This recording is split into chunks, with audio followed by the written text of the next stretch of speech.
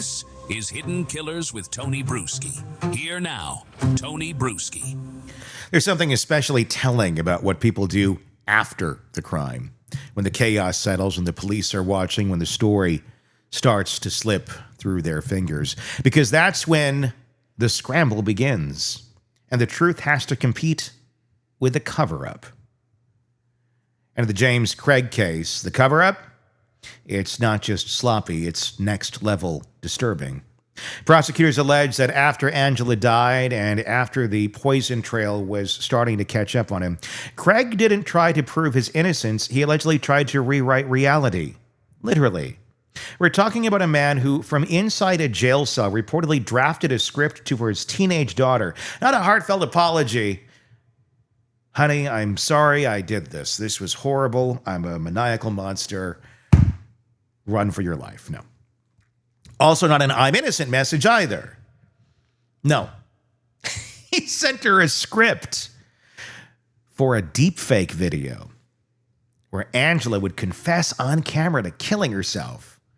This man doesn't know how these things work, clearly, because that's not the easiest thing to pull off. Even if you're really trying to make it look real, it's not going to hold up in court. I mean, think about this. Your wife is dead. You're being investigated for her murder. You're behind bars, and your next move is asking your daughter to help create fake suicide evidence using your mother's image and voice. That's not desperation, that's delusion with a criminal plan. And quite honestly, one of the first times I'm seeing deepfakes or AI being used to try and hide a crime. I'll remember this. Maybe we all will. It didn't work. It didn't happen. But he didn't stop there. According to investigators, Craig also tried to bribe other inmates to recruit fake witnesses, people who would claim Angela was depressed, unstable, even dangerous. One witness said Craig offered $20,000 to get it done. Another later reported including instructions for what these fictional people should say and how to make it believable. There was even an alleged hit ordered in this. So now we've got a man on trial for murder who allegedly trying to commit perjury by proxy, tamper with evidence, and possibly solicit evidence and harm against a lead detective. And it all adds up to one thing. It's called consciousness of guilt. You don't need a staged deepfake unless the truth is damning. But here's a legal question. How much of this sticks? Can these jailhouse letters and witness tampering claims hold up in court? Will they be too prejudicial? What kind of impact will they make on a jury already wrestling with a deeply emotional case? Eric Faddis is back with insight on how prosecutors frame this kind of post-crime behavior and how defense attorneys even begin to explain it away. Because in this chapter, the crime may be over, but the damage, the moral, strategic, legal fallout, it is still unfolding. In the comments section on YouTube, I want to hear your thoughts on what's going on in this case. Let us know. Search Hidden Killers, the Tony Bruschi, if you're not there already. If you're on the podcast platforms, Apple Podcasts, hit subscribe as well. And please do join us on YouTube so we can hear your voice as well. So let's get into it. The other part of this that I'm curious to get your thoughts on, he shows up to the hospital smiling and calm while she's dying and is, sending the picture to his side chick. Juries are going to see this. Is this something where, when you look at James Craig, and you said there's almost kind of an aura about him where he maybe feels invincible, at least, what one may take off of it. Do you think that these sort of actions, the way he was acting in the hospital, the fact that he ordered this stuff, and it's very traceable that he ordered this stuff, was this someone who has kind of a grandiose sense of oneself that no one is going to be the wiser no matter how many dumb moves I make over here? That's been my impression so far. And granted, we're still relatively early in the trial. Yeah. I think we still have a few weeks to go. Mm-hmm. But yes, you look at those Amazon orders that most folks would be like, God, I don't want to do this or else I'm going to get caught. And then you combine that with some of his actions in the jail that he did to try and cover this up. And on top of that, in the hospital interaction, Tony, this was something I didn't know until the trial started. He actually went into the hospital room with scrubs on. Now he's a dentist, and it hasn't come out whether he was doing dental work that day. But the argument for the prosecution is that, hey, he was going in there so he wouldn't be noticed, and there would be no one else in there thinking anything was weird while he was allegedly introducing cyanide into Angela Craig's body. Doing more in the hospital itself. Yes, exactly. Yeah, he had the scrubs on in the hospital when he went to meet with Angela when prosecutors say he gave her the final fatal dose of cyanide. So was anybody in the hospital catching any of this going on? Like, is he like putting it in her IV? Like, how is he administering the cyanide in the hospital? That's a fair question. And the prosecution hasn't really solidified that yet. I believe in their opening statement, they referenced something about they think it was put into a pill and given to Angela. But, why would Angela be taking a pill from her husband? I guess perhaps he could have concocted some kind of ruse and said, hey, this is going to help you get better, and given it to her. But that being said, there were no medical personnel who intervened during that interaction, and no reports of, hey, there's a strange man in scrubs who doesn't work here who's going into this super sick lady's room. Is that an insane lack of security? More than anything else? I mean, anybody in theory, unless you got somebody guarding your door, if it's visiting hours, I guess you could sneak into the bathroom, throw some scrubs on, get the same color everybody else is wearing, and blend in fairly well. People may go, who's that new guy? I don't know. Maybe he's on the 3rd floor and he's just on the wrong floor. I don't know. They got Charleston Chews and the vending machine on this floor, and it's what he came up here for, and to give a cyanide pill to his wife. I don't know. I mean, it just seems... I don't know. Is that a lax area that maybe there should be a little accountability for? It could be. And, testimony from the medical personnel, there was a doctor on the stand earlier in the trial, multiple nurses, and they kind of said, hey, this was a very busy day, the multiple days that she was in the hospital. Sure. We had a lot of cases. In fact, some of the nurses who testified didn't even have a personal recollection of seeing Angela. They had to reference their notes and then sort of testify based on the notes. So it sounds like there was a lot going on. There are traveling nurses, so new personnel. Folks might not, raise an eyebrow with someone who goes in scrubs to a hospital room, and they might just think, hey, maybe that's a new guy or a traveling nurse or something else. Yeah, I mean, if it's just another normal day at the office, because there's a lot of commotion and that's just how it is, you really wouldn't think a whole lot. After his arrest, Craig allegedly wrote a letter to his teenage daughter asking her to create a deepfake video of Angela admitting suicide. Clearly, he's not the most up on how these things are done. It's not that easy. He also is accused of trying to recruit jailhouse witnesses and offering money to take care of a detective. So there's a few things to unpack in this area. How damning is it when the defendant is shown to be orchestrating a cover-up after the alleged crime itself, especially if you're pleading innocent? If you are factually innocent, if you didn't do anything, it's a tremendous gamble to try and off the lead detective's solicitation of murder. And then on top of that, to recruit your own children to try and fabricate evidence, potentially exposing that kiddo to their own criminal liability. These are some audacious moves from behind the prison bars there in jail. And so very surprising and kind of consistent with this alleged image that James Craig thinks he's untouchable and can kind of get away with whatever. How did that play out in the courtroom when this was brought up that he was asking his daughter to go and create deep fake videos, erase your metadata, and using words that he clearly doesn't quite understand how they all apply? You can't just go, deep fake mom asking to kill herself. I mean, it would take a little work. And I know how to make these sort of things. Even that would be a difficult one to do today, to make it especially stand up to anything. It would be found out to be fake. Is he just that stupid? And also, what happened with the daughter when this request was made? Yeah. So, in terms of the daughter's testimony, first they talked about how the daughter felt about her mom and the mom's future plans. She wanted to be a grandmother. She wanted to move into her forever home sometime soon. All of that's inconsistent with suicide, and the daughters were just saying, how great the mother was, and then they contrasted that with this alleged request by way of a letter from James Craig to his daughter to do the deepfake video, which, yeah, in this day and age, they have digital forensics experts. They can bring in Secret Service folks, high level professional witnesses who can really pick apart some kind of, deepfake video, look for clues that indicate that it's fake. And so, yeah, I'm not sure how he thought he would get away with this and not be found out. Now, he's going to say that these jailhouse snitches and one of them was actually a conduit for the letter. Allegedly, James Craig gave it to an inmate who then gave it to the daughter. They're going to say that all of this was made up and these jailhouse snitches are just trying to curry favor to get their own benefit on their own cases. So that's the excuse. It's all fake. Didn't happen. Not real. I guess that's the easy way of trying to explain it. It just didn't happen. That's not. The daughter, did she testify? Two daughters testified. Whose side are they on right now?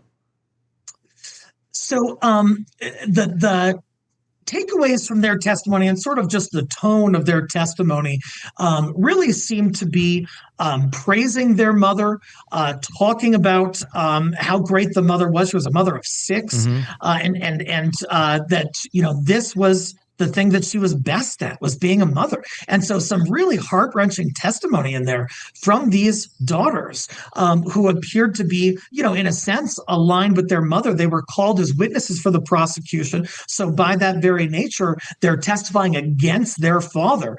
And there weren't too many points scored by the defense during their testimony. So at the end of the day, I would say that they supported the prosecution and the alleged victim, Angela Craig. I mean, they could have pleaded the fifth if they wanted to support their father, correct? I mean, that could have been part of the equation. I mean, this really does show us that they probably have accepted maybe who he is. That would be an interesting conversation to have. How old are these kids? Everything I've been reading, they're teenagers. I mean, how old are they that he's making these requests of them?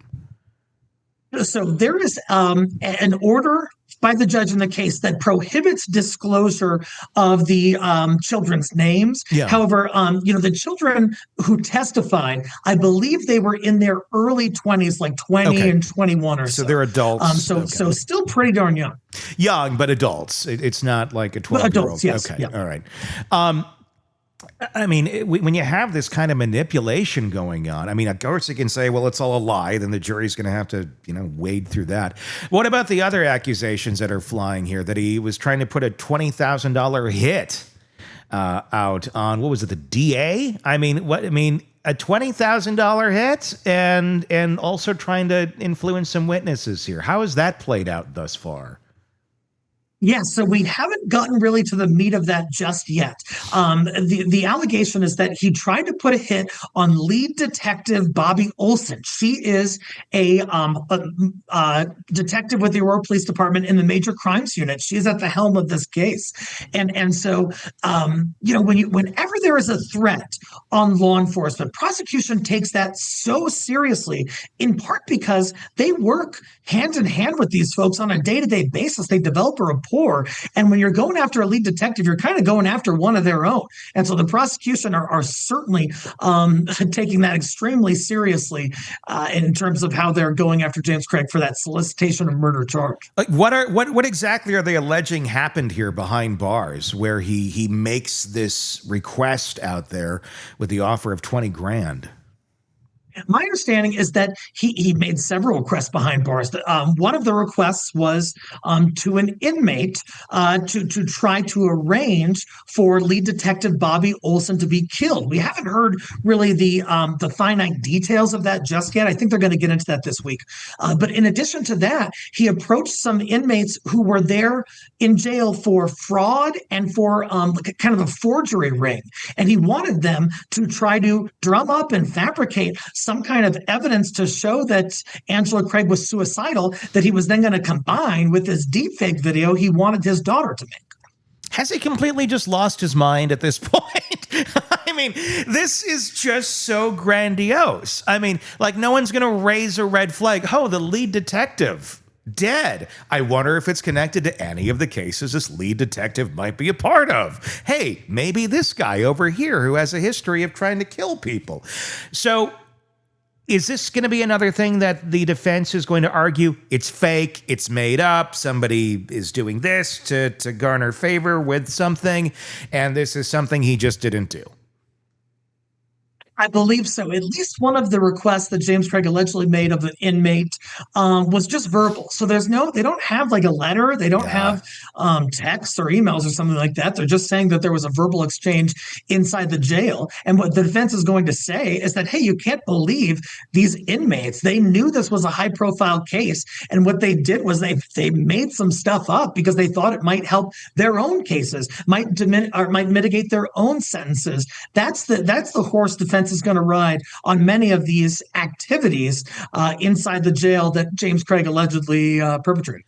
And is that really that crazy of a response? I mean, inmates will make things up to get whatever advantage they can have. And if you don't have it on paper, which even when they have it on paper, half the time is up for debate. Like, that doesn't look like it's his right. It's verbal. Okay. Sounds pretty horrible, but don't they need something a little stronger than that if it's going to stick?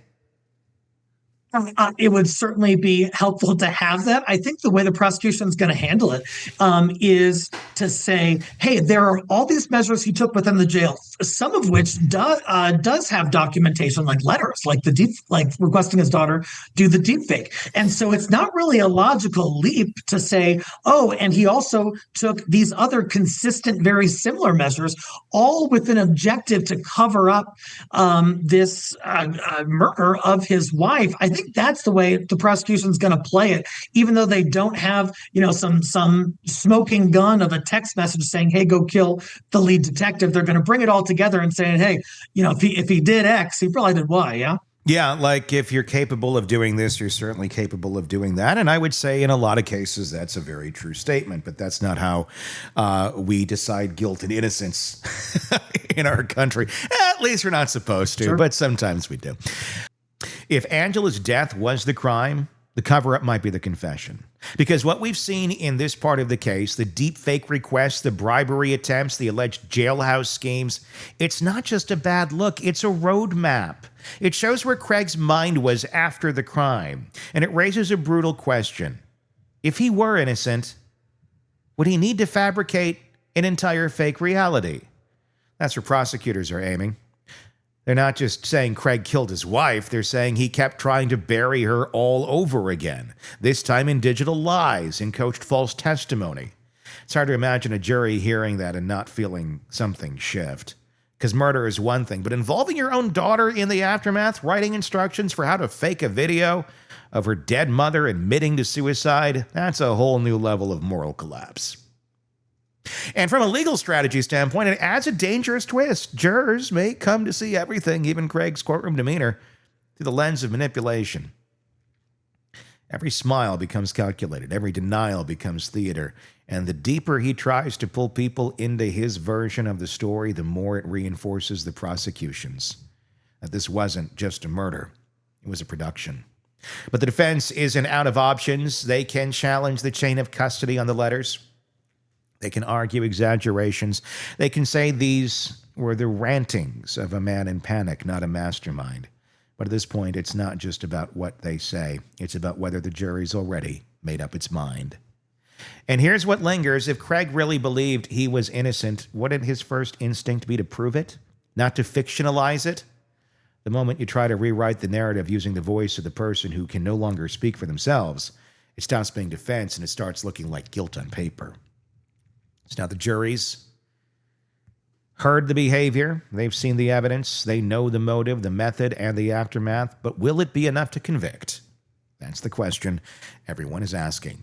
Let us know in the comments section on YouTube what you think. Just search Hidden Killers with Tony Bruschi if you're not already there. If you're listening on the podcast platforms, be sure to press subscribe there as well. Next up in our interview, we'll dig into the final battle, strategy, momentum, and whether this case, with all its twists, is headed for a verdict or a hung jury. Press subscribe so you don't miss that. If you want to hear it in advance, become a premium subscriber on Apple Podcasts or on YouTube, and you can get access to it right away. If you're listening to this later, well, it might already be out. So check that out. Drops tomorrow if you're watching this in real time. Until next time, I'm Tony Bruschi. We will talk again real soon. Craving non-stop true crime updates? Press subscribe now and get the latest cases, analysis, and expert commentary delivered straight to your feed. Only from the Hidden Killers podcast and True Crime Today.